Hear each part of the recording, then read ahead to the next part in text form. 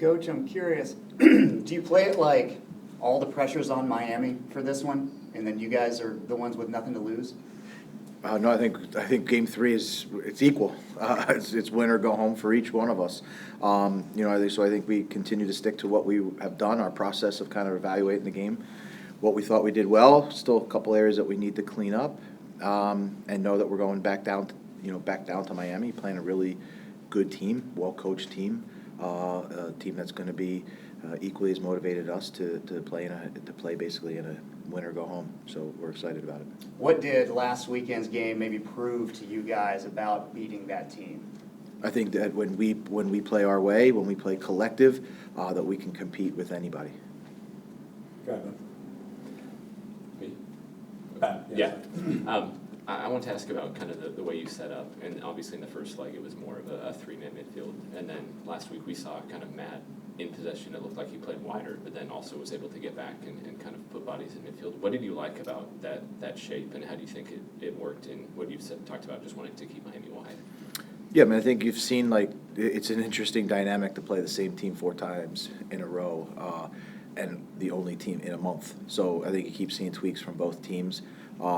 I thought Matt did a really good job, and I thought from a structural standpoint, it accomplished a lot that we were looking to do.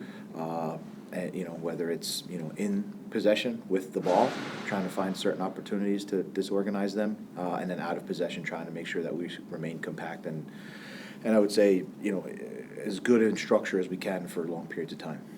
And then just kind of looking at the way, I guess, all the last 3 games have played out, I felt like tensions have been pretty high, and there have been a lot of kind of guys going at it. How do you've talked about wanting to toe the line, but not step over that. How do you kind of try to keep your guys focused on that in this game when it feels like tensions are already high going into it? Sure, I think it's normal first when you keep playing each other, right? It's each team gets more and more familiar with one another as you play, and we're all competitors, and we're all looking to compete to advance into the next round. So I think it's normal for us. It's doing what we do, right? That's how we want to play, and making sure that we do it in a competitive way, in a collective way, but also we want to play with intensity. We'll go Valera, then Claudio. With Suarez being suspended for the next game, how do you approach that any differently going through it? Yeah, of course. I mean, that's he's a big piece for them in what they do. There's been other opportunities in the year that he hasn't played, so you have to go back and look at those times and prepare for a couple different things. They're a deep team. They've got a lot of talent. They're well coached, and so and we've constantly been seeing.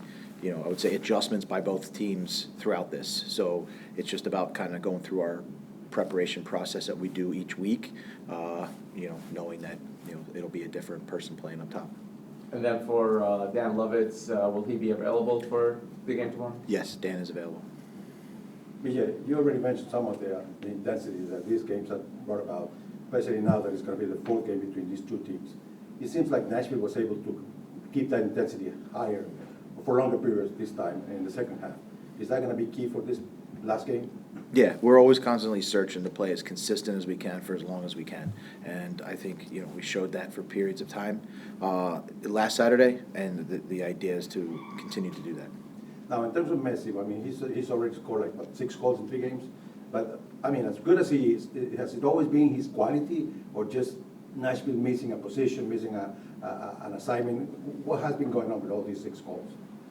I mean, I think, first of all, he's one of the best players in the world, if not the best player in the world. He's scored a ton of goals. He sets up a ton of goals, and he's been doing it for years. So I'd like to give him a lot of credit for what he does. And at the same time, I thought some of the goals that we've conceded, if you look at the 3rd goal of when we were there, that's a mistake by us. But so it's a combination, right? It's a combination of trying to be able to, contain Messi, but at the same time, I think just play our game with and without the ball. Jacob? Yeah. Obviously, Ben mentioned kind of the changes in midfield that you guys have made, from game 1 to game 2. What kind of adjustments have you seen Miami make throughout this series? Yeah, I think you've seen they've changed their shape a couple times totally, whether it's back 4, back 5. They change in the game, whether they're building up, in different with different numbers. So, I mean, like I said, right from the beginning, you have a team that's got very good players. It's a good team. It's a deep team, and it's well coached. So that's what you have to expect throughout each one of these games. And you know, we've worked hard, and we'll continue to work hard to be prepared for tomorrow night. The two times you've gone down to Miami, Messi has scored within the first 20 minutes, gone that game for Miami. I guess, is there any particular emphasis on just the opening stage of the game and just how you'll approach it leading up to this week? No, I mean, I think we're going to approach it just like we've been approaching every other game, and we'll be ready to respond with whatever the game throws at us. Whether if we score first, they score first, or the game remains, a draw for long periods. We'll go to Bob and then Julian. What's the mood like been this week at practice? Upbeat? Yeah, I mean, the group's confident. It's been competitive. There's guys chomping at the bit. They want to get in on the action. So, yeah, I think it's been exactly what you'd expect with a week, leading into sort of another knockout game. Competitive, focused, and, but at the same time, a little bit wanting to get going. How much does playing in an elimination tournament like the Open Cup help with a situation like this?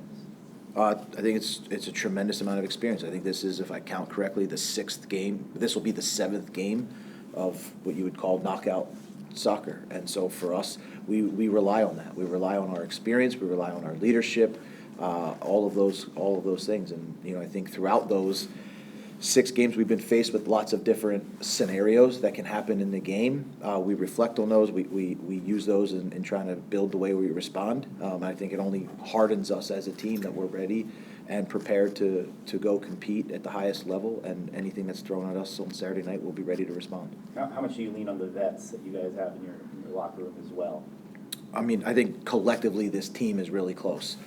So yeah, the experience, but we've all lived this shared experience in the 2025 season, and I think everybody that's lived it has the ability to kind of, have their own response, and we'll have our collective response.